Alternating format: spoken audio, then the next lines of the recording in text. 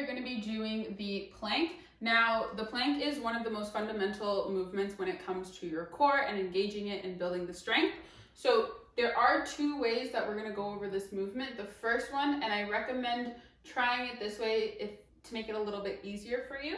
So you're going to start with your hands directly under your shoulders. So they're going to be shoulder width apart. You want your fingers to be nice and wide because you're going to use them to grip the floor. So you're going to start here. From here, you're going to extend one leg, again, in line with the hip. Then you're going to be extending the other leg in line with the hip. Squeeze your glutes, squeeze your core. So this is the first option. Now, if you want to make it a little bit more challenging, you're going to do the exact same thing, but on your elbows. So you're going to have forearms on the ground, in line with the shoulders, core nice and tight. Step one leg out, step the other leg out, and squeeze the glutes.